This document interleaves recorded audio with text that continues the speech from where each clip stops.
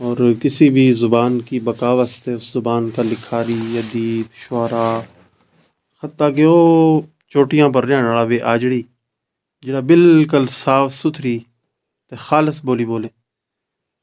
وہ لفظ جڑا تمنا بڑی بڑی لائبریریاں میں نہیں تھا سیں وہ چوٹیاں پر رہنے والا خانہ بدوش بکروال جن کو اپنا ٹھکانہ نہیں ہوتا جڑا تمنا شاید کسی بڑی درسگاہ تے نہ ملے وہ لفظ بھی انہوں نے سنبھال کے رکھے ہوئے اور قدرت کو عجیب دستور ہے اور اللہ تعالیٰ کی یہ تخلیق ہے کہ خیال ہے جی میاں صاحب تم تے اس تگودوما زبان میں رہا کہ تم نے پایا ہو کہ کو گوجری زبان ادب کا والا نال کام کرنا یقیناً آسان بھی نہیں اور اتنا مشکل بھی نہیں جو آدمی اس نا مشن اور کاز بنا کے کرے کہ سمجھو کہ جڑا لوگ چاہیں کہ ہم گوجری زبان ادب پر کام کریں تو انہوں واسطے کہ تھارا تاثرات بھی ہیں مشورہ بھی ہیں تجاویز بھی. جی جڑی پہلی گل تم نے کی کہ گوجری زبان اس وقت سنبھالی ہوئی اور یہ کوئی شک نہیں ہے کہ ہمارا جڑا یہ بکروال طبقہ یا دیہاتاں کا لوگ ہیں جی اس وقت ٹھیٹھ زبان ہماری جڑی ہے وہ انہیں کو موجود ہے. جی اس کے نال جڑی تم نے کہہ رہا کام مشکل نہیں ہے دنیا پر کرنے والا آدمی واسطے کوئی کام مشکل جی نہیں ہے لیکن اس کو رجحان کچھ کاٹ ضرور ہے لیکن الحمدللہ ہماری کچھ ادبی تنظیم ہے کچھ دیگر اس طرح کا یہ ریڈیو کا پروگرام جی اور اس طرح کا مطلب مختلف گفتگو جس وقت آئیں کتاب آئیں تو ہماری نوجوان نسل کے اندر ہون جڑا گوجری نہیں بولتا انہوں نے سیکھن کو ایک شوق اور شعور پیدا ہویا بالکل ہے. اور یہی ہوا ہے ہمیشہ ماحول کو اثر ہوا ہے تم جس وقت کسی بھی جگہ کسی بھی زبان میں گل کریں گا اب اس کا اثر لازمی ہوا ہے. دیکھو زبان جڑی ہے یہ کوئی معیوب چیز نہیں ہے کوئی بھی زبان ہے نا دیکھو اللہ تعالیٰ نے تو پرندہ نے بھی اپنی زبان عطا کی اسی طرح اب کاگ جڑا ہے وہ اپنی بولی بولے اس سے شرم نہیں آتی کہ ہوں اپنی بولی مطلب بولوں تو یہ ہوگا تو ہمنا بھی اس پہ ہچکچاہٹ نہیں یہ بولی اللہ تعالیٰ کی نشانی ہے صحیح گل اور یہ جتنا بھی پیغمبر دنیا پر آیا اللہ تعالیٰ نے انہوں نے مختلف زبان سکھائیں یہ حدیث کے اندر بخاری شریف کے اندر ایک پورا باب ہے جس کے اندر یہ وضاحت موجود ہے کہ نبی کریم صلی اللہ علیہ وسلم نے دنیا کی بیشتر زبان اللہ تعالیٰ نے سکھائیں جی اور جڑو صحابی جس زبان میں گل کرا تھا آپ صلی اللہ علیہ وسلم جواب دین تھا تو یہ اللہ تعالیٰ کی ایک نشانی ہے پھر ہماری ایک پہچان ہے ہماری شناخت ہے تو انہوں نے ہمنا باقی رکھنا اسی صورت پہ کہ یہ زبان ہم بولاں گا ہم لکھاں گا ہم پڑھاں گا تاں ہی یہ باقی رہیں گی. اچھا ماشاء اللہ اچھی گل کی حضرت اسلامی جو ادب ہے گوجری میری کیونکہ زیادہ مناسبت بھی ہے مفتی صاحب کو ترجمہ ہم نے اچھی گل کی اور ہمارا عزیز اور ہمارا سرپرست بھی مولانا میاں شجان صاحب کو جمال الایمان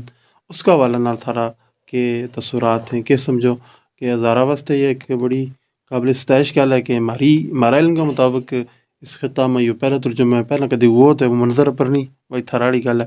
کہ پہلا کدی کسی نے سیرت پر لکھی ہوتی تو ہم مفتی صاحب ادریس ولی صاحب ماشاء اللہ زبان ادب کا والا بڑا کم کر رہے ہیں فقیر صاحب کی کتاب ہم نے دیکھی تو ہمیں پتہ چلے کہ واقعتاً انہوں نے لکھی ہے کتاب تو کہ سمجھو کہ یہ قریب دور میں جڑا بڑا ادبی کام ہو رہے ہیں تراجم کا والا نال اس میں تھارو کے تبصرو.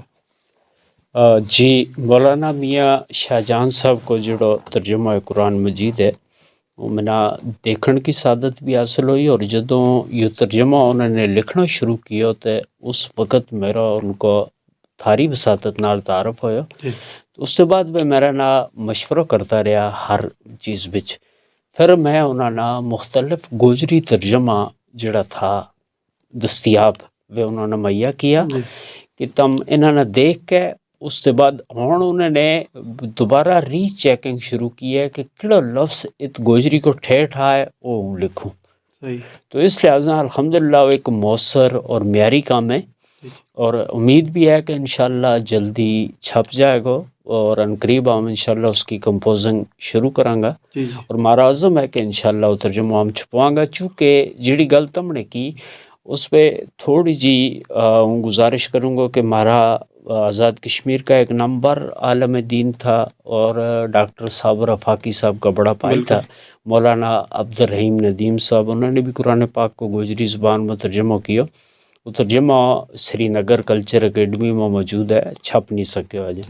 اسی طرح دیگر جن لوگوں نے بھی ہمارا پاکستان میں ترجمہ کیا، آج تک اس کا کتابی شکل نہیں مل سکی.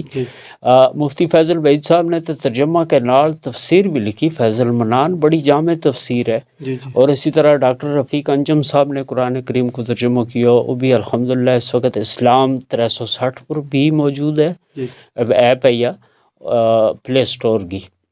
اور اس کے نال وہ کتابی شکل وچ بھی مطلب ہے دستیاب ہے. تو باقی جڑی سیرت والی گل تو ہم خود، میرا نظریہ یہی تھا، اور مفتی صاحب کی کتاب کی الحمدللہ ہم نے اکادمی ادبیات پاکستان میں تقریبی رونمائی بھی کروائی. تو ہم یہی سمجھا تھا کہ مفتی ادریس ولی صاحب کی لشکار محمد صلی اللہ علیہ وآلہ وسلم پہلی کتاب ہے پاکستان میں. لیکن مولانا فقیر محمد چیچی صاحب، جن کو جنڈالی آزاد کشمیر نال تعلق تھا، انہوں نے قرآن کریم کو ترجمہ بھی کیا اور نال سیرت پر کتاب لکھی. وہ کتاب دیکھی تو میں نے یہ یقین، چونکہ ہمارا لٹریچر پہ بعض چیز ایسی ہیں کہ جڑی ہون مارکیٹ میں دستیاب نہیں ہے، سب کا دور میں تھیں. اب یا جڑا ہے وہ کتاب دیکھی تو ہمیں اندازہ ہے کہ پہلی کتاب تو مولانا فقیر محمد صاحب کی ہے، اور دوئی کتاب مفتی ادریس ولی صاحب کی ہے. جی جی. اچھا، پیچھے ایک مذاکرہ بڑو علمی رہو، اس پر میں کہ تھوڑی تم تبصرہ کریو کہ گوجری املا اور بولن کا جڑا لہجہ کا جڑا فرق ہیں، ان کا والا مفتی صاحب نے بڑی پیاری گل تھاریاں بھی کی تھی. تو کہ سمجھو وہ چیز بڑی ایک تو یہی کہ املا میں ہم اقرب الاردو جڑا چیز ہے اس نا ترجیح دیاں گا، باقی لہجہ تے اس کو پر کسی کو کوئی قدر نہیں، کوئی قسمہ بولا ہے، کوئی قسمہ کم ہونا چاہیے. اصل وہی ہے کہ بعض لوگ آنا چاہیں گوجری زبان و ادب میں، لیکن انہاں پر تنقید اور نقد کا بعض ایسا پیرا بیس ہیں کہ جڑا مزید بھی آگے ابھر نہیں سکتا. ہم نہیں کہتا کہ کوئی ایک دم ہی معیاری یا اس طرح کا لوگ ابھر کے آ جائیں گا، جب تک ہم لوگوں پر محنت نہیں کرساں، حوصلہ افزائی نہیں دے ساں، یا مزید ان کی سرپرستی نہیں ہو سیں. جس طرح دیکھ لو، یہ ہمارا فورم ہے آزاد کشمیر ریڈیو تراڑ کھل، گوجری زبان و ادب پر اس ریڈیو کی بہت بڑی خدمات، بے شک، اور بلکہ چاہیے کہ ان کی خدمات نہ خراج تحسین پیش کرنے واسطے بھی باضابطہ کوئی ایسی نشست بھی ہونی چاہیے، کیونکہ ایک بہت بڑا عرصہ میرا علم کے مطابق 70 کے بعد یا 70 کے قریب یہ آغاز ہوا تو اج تک یہ ریڈیو تراڑ کھل گوجری زبان و ادب کا حوالہ نال روز کی بنیاد پر جو پروگرام ہے یہ ایک ریکارڈ کو حصہ ہے. تو اس والا نہ تھارا کہ تصورہ جی. جت تک تم نے املا کی لہجہ کی گل کی، گوجری لہجہ تے جت کوئی رہ اب پونچھ کو لہجہ اپنا ہے، مظفر آباد کو اپنا ہے، اسلام آباد کو اپنا ہے، بالا کوٹ کو اپنا ہے، مانسہرہ وچ الگ لہجہ. لہجہ پر کسی نہ کوئی اعتراض نہیں، لیکن جت تک املا کی گل ہے تو املا لکھن وچ تم گوجری جڑی ہے وہ لکھو جڑی آسان ہوئے، جس نے ہر آدمی آسانی نال پڑھ سکے. اب وہ اسلوب جس طرح مفتی ادریس ولی صاحب نے کہا کہ ڈاکٹر رفیق انجم صاحب نے اپنی تحریراں میں جڑا اسلوب جڑی املا استعمال کی، ہمنا اس نا فالو کرنا چاہیے. اور ڈاکٹر رفیق انجم صاحب نے ماشاءاللہ بہت بڑا کام کیا گوجری ادب پر. 10 جلداں پہ گوجری ادب کی سنہری تاریخ مرتب کی، بڑا کام ہے جی. ٹھیک ہے. اور املا میرا خود نظریہ یہ ہے کہ تم با گوجری لکھو جس نا عام آدمی پڑھ سکے. ٹھیک ہے. اب اس واسطے جڑا ہے ہمنا، اور دوسری جڑی تم نے گل کی کہ لکھاریاں کی حوصلہ افزائی، یا اس میں ریڈیو کو بھی بہت بڑا کردار ہے، اور دیگر بہت سارا ہماری اپنی جڑی تنظیم ہے سانجی تہذیب گوجری زبان و ادب،